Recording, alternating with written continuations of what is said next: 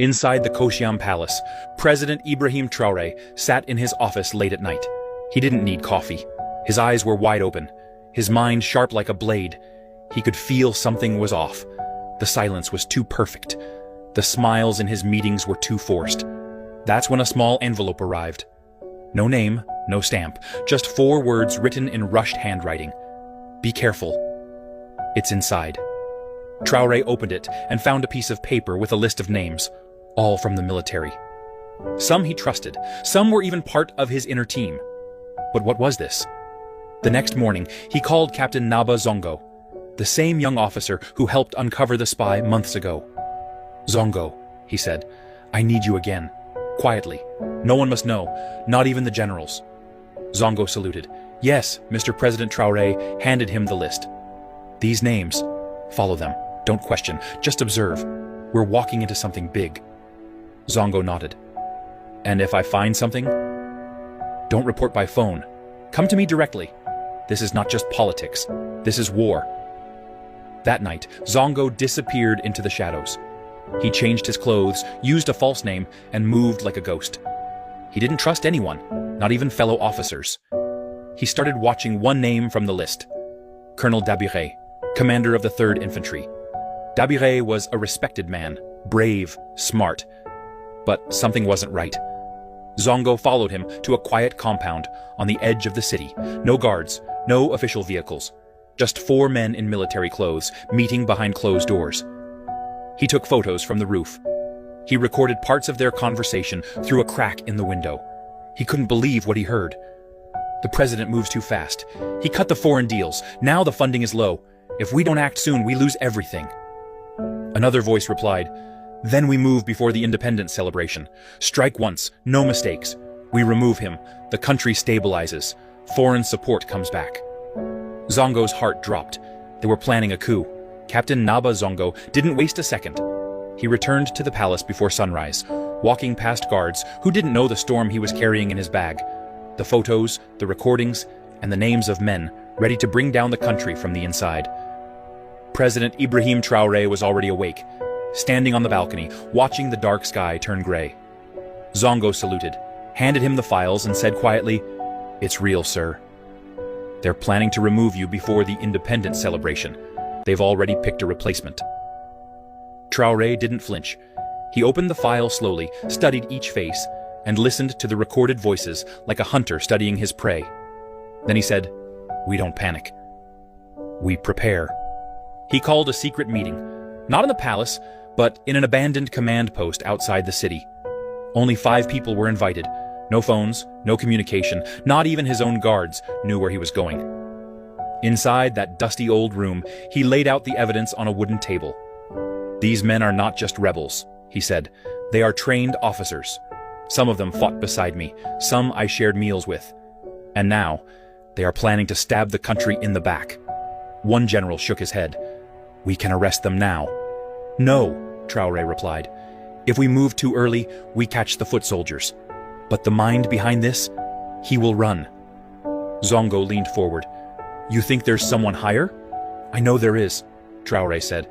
Colonel Dabiré is not smart enough to plan this alone. Someone else is pulling the strings. They all went quiet. Traoré's eyes narrowed. We let them go ahead, just far enough. Then we strike. For the next 5 days, the president lived a double life. In public, he gave speeches, shook hands, and smiled for the cameras. But behind the scenes, he was moving his loyal forces, checking weapons and locking down key places, the airport, the national radio station, the barracks. Zongo infiltrated deeper. He followed the coup plotters as they met foreign-looking men late at night. He watched money being exchanged, big amounts. He heard one of them say, Once the president is gone, France will return. Everything will go back to normal. Zongo almost burst in that night, but he remembered the president's order. Not yet. On the 6th day, Traoré got the message he had been waiting for. The coup leaders planned to make their move on Sunday night, just before the flag-raising ceremony. They would strike during a fake training drill. One of the generals had already moved loyal troops to surround the palace. And the one behind it all? His name appeared in Zongo's final report. Someone no one expected. Someone right next to the president. The name in Zongo's final report hit like thunder. General Yakuba Serey, one of the most respected officers in the country. A man the public admired. A man who stood beside President Traoré during speeches, military parades, and national events. Traoré sat alone in his office, holding the file in both hands. His jaw was tight. His eyes didn't blink. Of all people, Serey? They had shared a tent in battle, eaten from the same pot in the bush, fought side by side during the uprising.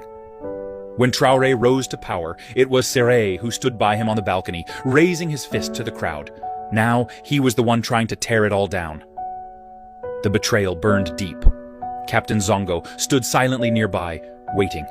He could see the weight in the president's eyes. But Traoré didn't break. He didn't speak with emotion. He stood up and said, "Prepare for Operation Storm Night."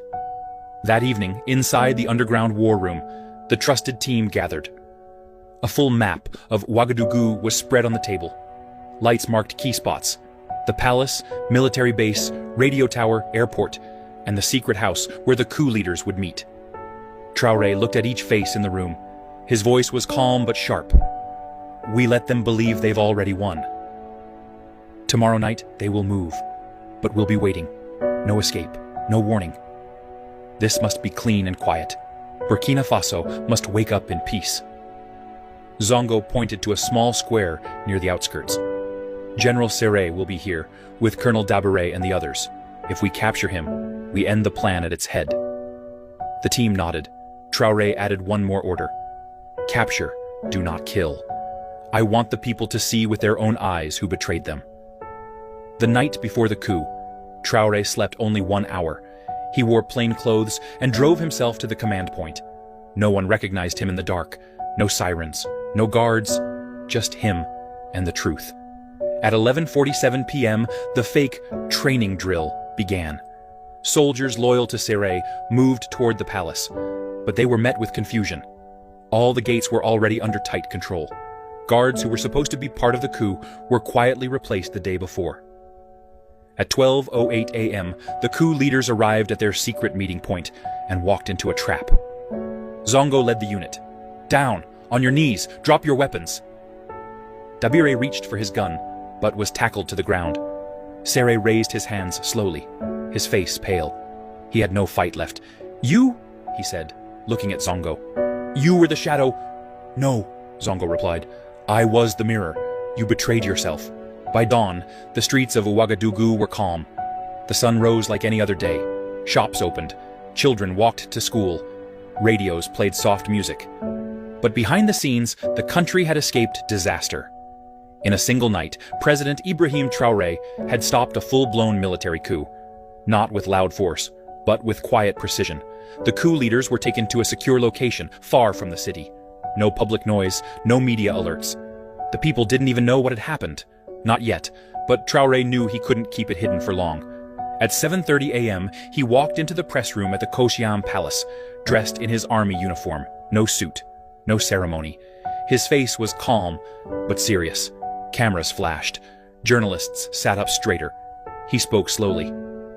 "Last night, your country was almost taken from you," he began. "A small group of men, trained, armed, and dressed like patriots, tried to undo everything we've built." The room went silent. "They didn't come from outside," he said. "They came from within, from our own ranks, from people who smiled at us during the day, but plotted our downfall at night." He paused, but they forgot one thing. Burkina Faso is not for sale, not to old powers, not to money, not to fear. A few reporters had tears in their eyes. Some were frozen in shock. Those behind this plot have been arrested. They will face justice, not because we seek revenge, but because we must protect truth. We must protect the people. Outside, the crowd was growing. People had begun to hear. Whispers turned into questions. Questions turned into anger. Then came cheers.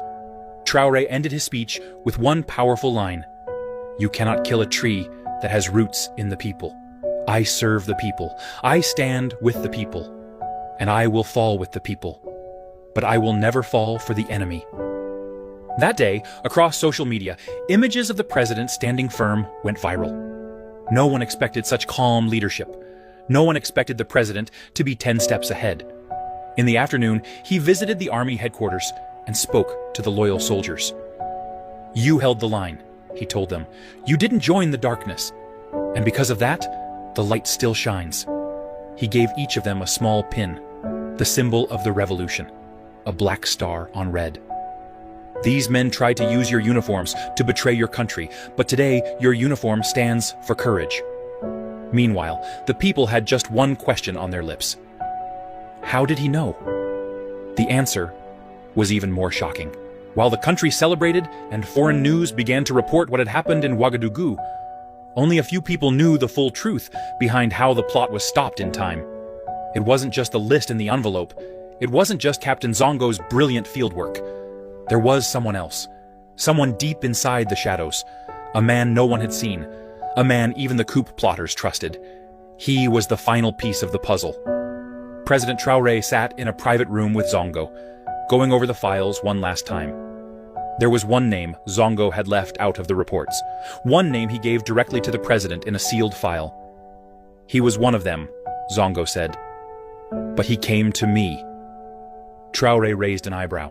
"You mean he switched sides?" Zongo nodded. "He was promised a new life in Europe. They said they would give him a house, a salary, everything, if the coup worked. But he couldn't do it. He said, 'I believe in Traoré more than I believe in Paris.'" Traoré didn't smile. He just leaned forward and opened the file. Sergeant Karim Sawadogo, an ordinary soldier in the 3rd Infantry. No rank, no medals, but he had been in every meeting, heard every plan. He kept notes, recorded voices, and passed them on secretly to Zongo while risking his own life. "He could have escaped," Zongo said. "He could have let it happen. But he chose to serve the truth." Traoré nodded slowly. "Bring him to me." That evening, the young sergeant entered the president's office nervously. He was sweating, his hands stiff by his sides. Traoré walked over and placed a hand on his shoulder. "You didn't have to do what you did," he said quietly. "You had every reason to stay silent. But you stood up for your country." Karim's voice was soft. "You once said in a speech, 'The fight for Africa is not for the loud ones, it's for the loyal ones.' That stayed in my heart." Traoré looked him in the eye. "You've done more for this country in silence than others have done with loud speeches." He handed him a new rank badge. "From today, you're no longer a hidden soldier. You are a protector of the people." Karim saluted with tears in his eyes, but not everyone was crying for joy. The foreign powers who backed the coup were embarrassed. They denied everything. They said, "Burkina Faso is imagining things." But they knew their plan had failed.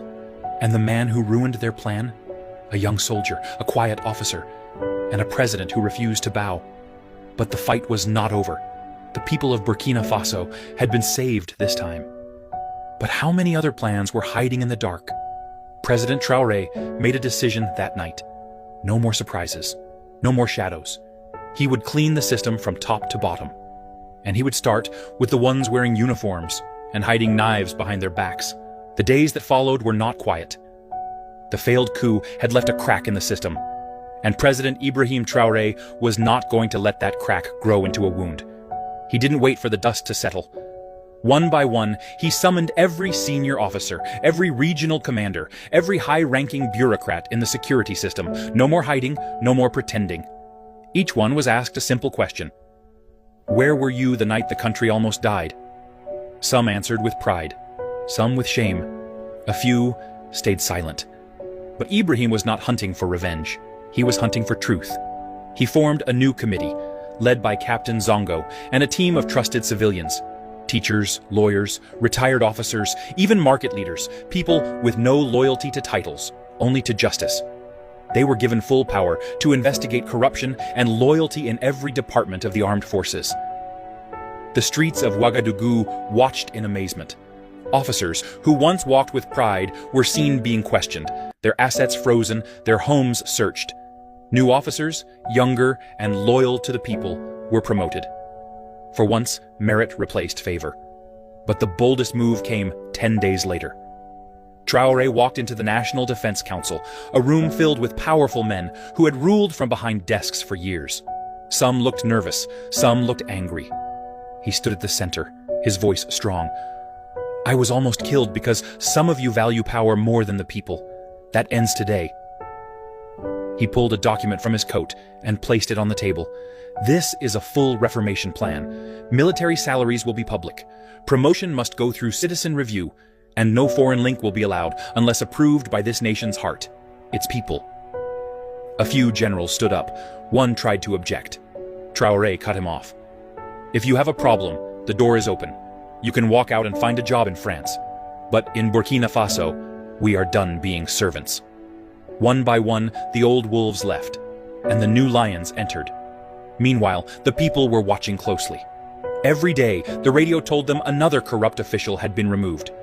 Every week, they saw new young leaders from their own villages taking positions of power. For once, they saw a government that didn't just speak of justice, it acted on it. But Traoré was still not finished. In a surprise visit, he went to a military training camp and gathered young cadets. No media, no cameras, just him and the next generation. He told them, "Your weapon is not your gun, it's your loyalty. The future of Africa depends on men and women who do not bend when offered money. Stay poor with honor, and you will die rich in respect." The cadets rose and shouted in unison, "For the people, for Burkina Faso." That night, Ibrahim Traoré returned to the palace. He stood alone, looking out at the quiet city lights. He had stopped a coup, exposed traitors, rebuilt the military, and reminded the world that leadership is not about fear, it's about courage. He wasn't looking for applause, he wasn't chasing power, he was just doing what was right. And the people? They weren't just proud, they were awake. Because now they knew, if anyone tried to sell the country again, they would have to face the lion.